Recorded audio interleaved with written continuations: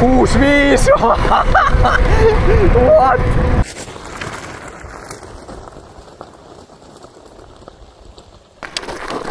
Kukirin lähetti niiden M5 Pro sähköpotkulaudan, mutta tää herättää musta vähän ristiriitaisia tunteita.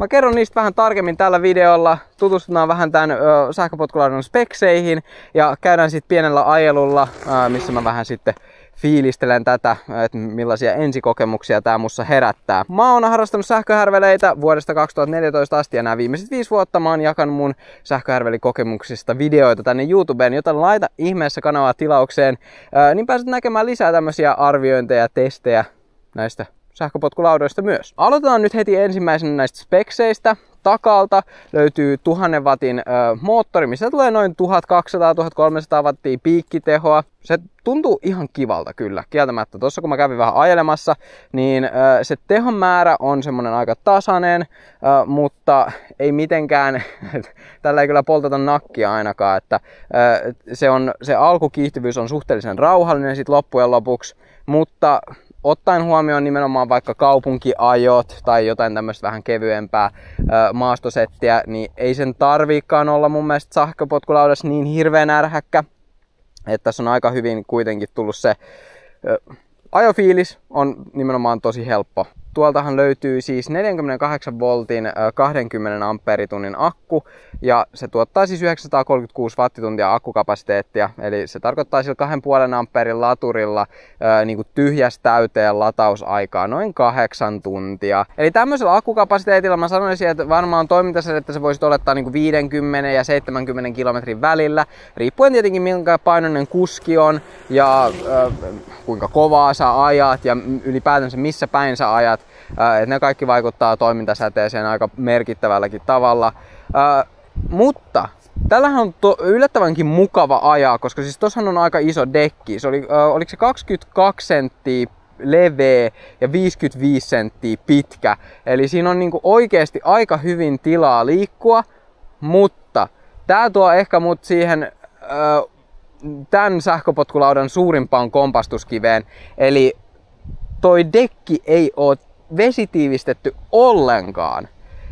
Vaikka se akku itsessään on, että se on aika hyvin sieltä laitettu selkeästi silikoonia siihen, että ei siihen akkuun pitäisi mennä vettä sinne sisään, mutta mä jätin tämän sähköpotkulaudan siis 1 päiväksi ulos niin kuin sateeseen. Okei, ei ehkä ihan mikään paras idea, mutta en mä silti olisi olettanut, että se niinku sade, mikä tulee siihen päälle, että se menisi tonne dekin sisään mitenkään, koska no mitä, ne valuu siitä päältä pois. Mutta kun se nyt sit oli siellä ulkona, niin mut hajosi siitä moottorin ohjain. Ja se niin kun kyllä vähän pilasi mun fiiliksiä tähän sähköpotkulautaan silleen, koska kyllä mä silti olettaisin, että sähköpotkulaudassa pitäisi olla edes jotain vesitiivistötä. Okei, mä aina suosittelenkin sitä, että silti siitä huolimatta, vaikka millainen IP-luokitus siellä nyt onkaan, niin mä silti suosittelen yleensä katsomaan ne vesitiivistykset läpi, mut come on, ei edes niinku sadetta päälle kestä, niin kyllä se nyt niinku mun mielestä oli aika tyhmää. Joten samalla mä nyt pääsin vähän kokeilemaan sitten tuota Kukirinin aspaa, eli tosiaan otin sinne yhteyttä. Parissa sähköpostissa saatiin se asia hoidettua, eli mitäkään siinä meni. Olisikohan se joku 2 arkipäivää siinä meni, ja sitten ne lähetti mulle sen osan, mikä tuli sitten Kiinasta. Siinä meni joku 2 viikkoa muistaakseni, pauttiarallaa siinä paikkeilla. Eli ihan ok, en mä sitä, mutta silti se, että toi ei niinku kestä mitään. Et ehdottomasti, jos sä ikinä ajat nyt missään kosteessa tai sateisella kelillä, niin tää lauta on ihan pakko vesitiivistää ennen sitä. Toki jos ajat vaan kuivilla keleillä, niin ehkä sitten ei, mutta myös se, että Suomen säännöt on välillä vähän yllättää, että sieltä voi tullakin sadetta ihan milloin vaan, niin ehkä mä en ottaisi itse sitä riskiä, koska sitten se hajoaa. Olen kyllä jokseenkin pettynyt. Mä sitten ränttäsin siitä aiheesta kyllä Kukirinille ihan huolella, että niinku oikeesti, niinku mitä ihmettä. Mutta nää on näitä, että se on se ehdoton heikkous nyt tässä sähköpotkulaudassa on se vesitiivistys. Mutta Monet muut asiat tässä sähköpotkulaudassa sit alkaa kompensoimaan sitä heikkoutta, mikä tuossa on. Eli jos sä oot sen valmis tekemään, niin tässä voisi olla tosi hyvää lautaa itse asiassa loppujen lopuksi. Tää runko siis on erittäin stabiili noissa kovemmiskin vauheissa. Tämähän on siis täys alumiinirunko. Ja musta tuntuu, että tämän sähköpotkulaudan kohokohtana on tää jousitus. Tää jousitus on erittäin miellyttävä. Se ottaa iskuja, nimenomaan niitä semmosia pienempiäkin iskuja, mitä ei välttämättä niin usein sähköpotkulaudat ota vastaan, niin tää pystyy ottaa jopa niitä. Niin se tarkoittaa sitä, että sä pystyt oikeesti tämmöisillä hiekkateillä, missä mäkin ajelen paljon, niin se ylipäänsä, että se ei niinku tärise koko ajan ihan siellä niinku hullun lailla, niin se on tässä tosi hyvä. Sitten tuolla takanahan tosiaan on tommonen astuinpaikka, mihin tulee semmonen laatikko mukana. Sinne voisi esimerkiksi laittaa vaikka laturin. Kukirin näyttää, että laittaisi puhelimen sinne. What the hell, en ymmärrä. Mutta joo, esimerkiksi laturi, vaikka lukko, jotain semmoista sinne voisi laittaa. Se on ihan kätevä. En ole ihan varma, että pitäisinkö mä itse sitä siinä mukana, koska mä tykkään, että mä voisin laittaa mun jalkaa tonne taakse. Mutta ylipäätänsä niin tää vaikuttaa tosi vankalta. Jos ne katsotte tuota takaa niin linkustoakin tossa, niin se on aika niin beefi, mikä on silleen kyllä herättää luottamusta aika paljonkin. Sitten on paritettu 11 ja 10 tuuman renkailla. Vähän erikoinen ratkaisu. Mä en ole ihan varma, että miksi. Kai siinä on se, että eturengas kun on vähän isompi, niin sitten se pääsee töisseen yli helpommin. Ehkä tää eturengas on itse asiassa vähän leveämpi kuin normaalisti. Mun mielestä tää alkaa vaikuttaa jo semmoiselta, olisiko toi yli 3 tuumaa jopa leveä. Ainakin se on niinku se, miten toi vanne muokkaa sen, niin tosi leveä kontaktipinta tossa. Lokasuojat oikeesti siis tällä kertaa on aika hyvät. Et ei se nyt ihan täyspitkä tuolta takaa silti oo, niinku, että se ei ihan täydellisesti suojaa tuolla jousitusta. Et sieltä saattaa olla, että sieltä voi ehkä roiskua nimenomaan niinku täältä jotain vettä sun päälle, mutta sen ehkä saisi jotenkin jollain keinolla fiksattua, mutta tosiaan kun tää nyt ei ole vesikestävä, niin miksi edes on lokasuojaa sit loppujen lopuksi. Tavallaan tämähän on aika koomista siinä mielessä, että miksi edes laittaa lokasuojaa, kun et sä voit tällä sateella ajaa ilman vesitiivistyksiä. Mutta joka tapauksessa. Edestä löytyy tommoset 2 valoa. Ne on aika kirkkaat itse asiassa. Siinä on vähän se, että mä haluaisin kyllä, että niissä olisi se lippasi. Vaikka siinä on se kulmansäätömahdollisuus, niin mä silti haluaisin, että olisi se lippa, että ei häikäisisi niitä vastaantulijoita, koska se on oikeasti tosi ärsyttävää mun mielestä. Ja takalta sitten löytyy kans valo, eli jarruvalo, että kun sä painat jarruja, niin sitten se aktivoituu kans.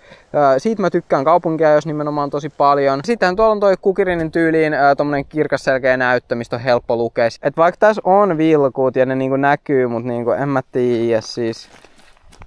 En mä usko, että ihmiset osaa reagoida näihin. Nää ei ole niinku silleen, että niinku toi takana, ne on punaiset vielä tossa takana, niin en mä tiedä. Töötti on I don't know. Tämä on aika aneeminen kyllä kieltämättä. Tässä on itse asiassa aika hyvin säätövaraa, että tämä lauta itse asiassa sopisi tosi lyhyillekin ihmisille. Eli mä sanoin, että alaraja ei varmaan itse asiassa taida olla, mutta yläraja musta tuntuu, että se on 175, 178, jotain siinä paikkeilla. Että sen pidempää kuskia ei oikein tähän niinku varmaan mene, koska mullakin on niinku silleen, en mä ihan hirveästi niinku alemmasta voi tätä mennä, koska niinku, jos mä katon, niin mä tiedän, mulla on niinku kädet kyllä ihan suorana ja tää on niin korkealla kuin se pystyy, et en mä varmaan niinku oikeesti, en mä uskalla suositella sitä sen pidemmille kuin 175 oikeastaan. Ulkonäöllisesti mä tykkään tästä laudasta tosi paljon. Mun mielestä on tosi siistin näköinen, toi etujousitus tekee tästä aika mielenkiintoisen ja toi takalinkustokin on tommonen aika niinku massiivinen ja tämmönen, että se kyllä luo tähän semmoista aika mä haluaisin sanoa maskuliinista fiilistä, mutta siis tää on tämmönen aika masiina tyyppinen vibe, mikä tässä tulee. Sen laatikon lisäksi tässä mukana tulee vielä penkki. Ja mä sanon kyllä, että siis Monet ihmiset jostain syystä on siinä ymmärryksessä, että niinku penkki sähköpotkulautaan olisi mukava. Että sä et niinku jaksa seistä mukamassa siinä laudan päällä. Mä voin nyt niinku aika pitkällä kokemuksella sanoa, että ne penkit on ihan oikeasti äärimmäisen epämukavia. Ja siinä on myös tässä sähköpotkulaudassa ehkä se penkki toimii vähän niinku paremmin, koska tavallaan tässä on niinku säätömahdollisuutta niinku tietyssä mielessä paremmin, niinku nimenomaan alaspäin, että se voi olla helpompaa saada se oikea asento siihen, mutta silti mä sanon, että niinku, ei siinä penkissä ole kiva istua. Mun mielestä se penkki vaan on jotenkin tosi epämukava. Et se miten se on muotoiltu, se ei penkki itsessään, ehkä sen saisi sit vaihdettua, mutta joka tapauksessa niin se miten se on muotoiltu, niin se painaa sua aina just huonosti. En mä tiedä minkä kokoiselle ahterille se oikein sopii, mutta ei ainakaan mulle. Ja ei ainakaan isommalle. Sitten niinku, en mä taju oikeasti. Siis, se on niinku kai se ajatus vaan, että mä voisin vaan istua ja löhöillä, mutta se ei toimi silleen ihan oikeesti. Ja siinä on myös se, että sit kun sä istut siinä päällä, ja jos sun pitää jarruttaa tosi nopeasti, niin se painojakauma, mikä siinä on, niin tosi helposti sulle ei ole tarpeeksi niinku painoa tavallaan niinku edessäpäin, niin sit sul voi lähteä pitoon ja kaikkea muut semmoista, että se ei niinku, se miten sä pystyt niinku nimenomaan sun omaa painoa niinku siirtelemään siinä kun sä istut, on oikeesti aika rajoitettua, niin en mä tiedä. Mun mielestä ne penkit on ihan turhia, mut jotkut niistä tykkää. Mä oon nähnyt, että ihmiset ajelee niillä, niin ei ne varmasti sit niille oo mitenkään ihan hirveitä. Mut varoituksen sanaa vaan, että jos sä ostat sähköpotkulautaa sen takia, että siinä on penkki, niin se, että se penkki voi myös olla todella epämukava. Et kannattaa oikeesti ottaa se huomioon. Se ei niinku... Mut joo, hei, lähdetään pienelle ajelulle, vähän fiilistelee vähän tarkemmin, että millainen sähköpotkulauta tää oikeastaan onkaan. Joten, lähdetään liikenteeseen.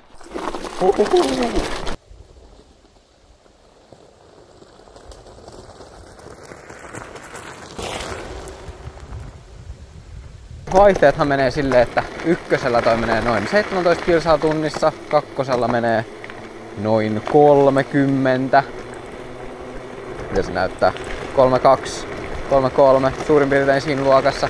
Eli aika hyvältä. Itse asiassa niin tavallaan toi kakkosavustus on, niin kuin, siinä tulee tarpeeksi tehoa mun mielestä. Et varsinkin tämmöisiin niin peruskruisailuihin niin mun mielestä sopii ihan hyvin.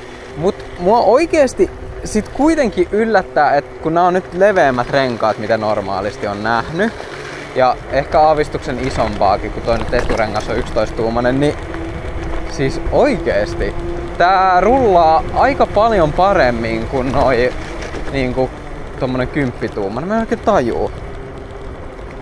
Et siis niinku tässä on ihan selkeä ero. Et nimenomaan tämmöisellä hiekkatiellä, niin vitsi. Tämähän on oikeesti aika mukava ajaa. Siis en mä tiedä, siis oikeesti vähän yllätti mua. Okei. Eli nyt on 3, eli maksimitehot. Kiihtyvyys on aika rauhallinen, mutta... Oi vitsi, okei. Mä oon nyt oikeesti vähän yllättynyt. Siis mitä? Mitä vitsi? En mä oo ihan oikeesti osannut ajatella, että tää on näin hyvä. Toi jousitus näitten renkaiden kanssa, siis wow, tää tuntuu ihan sairaan hyvältä.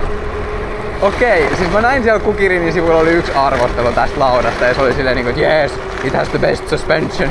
Ja kaikkea muut mä olin silleen niinku, että joo, ihan heti.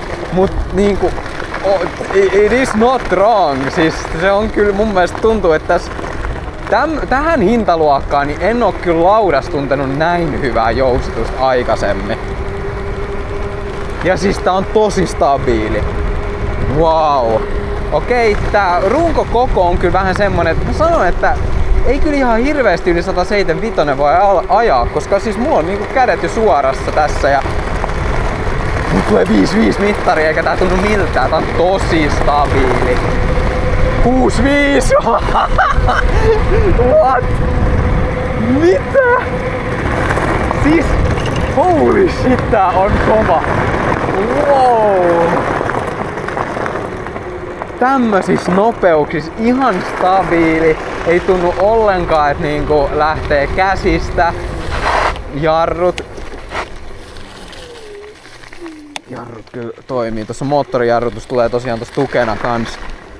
Damn. Okei. Ja silti ihan... siis... Joo. Ei vitsi. Jos tää olisi vesitiivistetty, niin tää olisi ihan sairaan hyvä niin kuin valmis paketti, mutta okei, jos sä teet ne vesitiivikset, niin nyt on kyllä. Wow. Siis nää töyssyt mitä tässä on, niin ei kyllä tunnu missään. Koska tää nyt ei mikään ihan hirveän tasainen tie oo. Wow.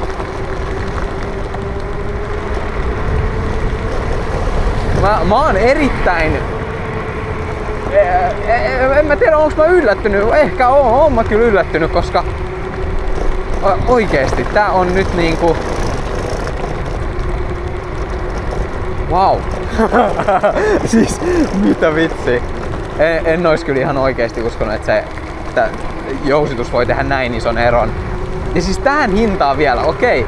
Mä niinku... Damn. Mä olin niinku aluksi lähin tähän vähän silleen roustauslinjalle, kun mä olin niin pettynyt siihen, että tää ei kestänyt vettä, niin sit mä olin silleen, no tää on varmaan loput laudastakin ihan paskaa sitten. Ja tavallaan tuo jousitus on vaan musta ihan turhaa hypeä, mut ei oikeesti.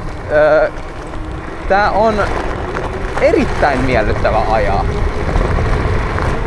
Siis mitä? Mä pommitan niinku oikeesti, mulla on varmaan niinku GPS, jos katsoo, niin mulla on varmaan just joku vähän vajaa 50 kilsaa tunnissa.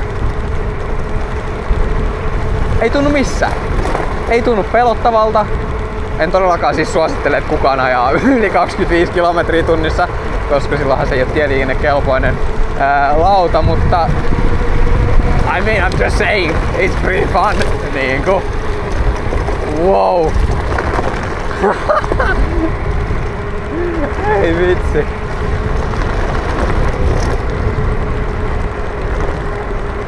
Okei. Wow.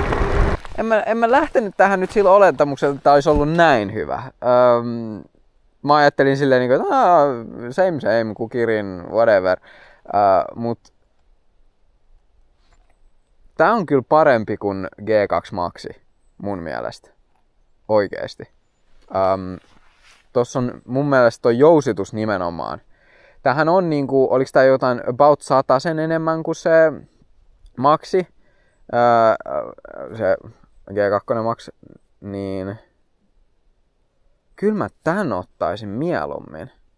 Joo, kyllä tää multa varmaan sit loppujen lopuksi suosituksen saa, mutta ehdottomasti, ennen kuin lähdet ajamaan, niin vesitiivistykset aivan pakko tehdä. Mä tykkään tästä ulkonäöstä kans, silleen, että tossa just toi, tavallaan noi jousitusputket näyttää aika kivalta. Siinä on vähän tommoista turhaa tilpehööriä mukana, mutta silti. Ja sit toi takaosio, toi missä on toi tää tasanne tässä, niin kyllä mä siitä kans tykkään, että siis siinä on, siihen saa niinku jalan laitettua kans, vaikka tossa dekis nyt on tosi hyvin tilaa, mutta kuitenkin sä saat semmoista ekstra niinku liikevaraa kans siihen vielä, että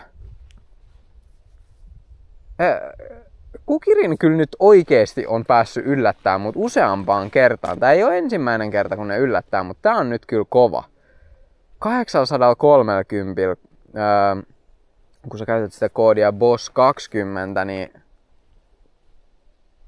näin hyvää jousitusta sähköpotkulautaan on aika hullu.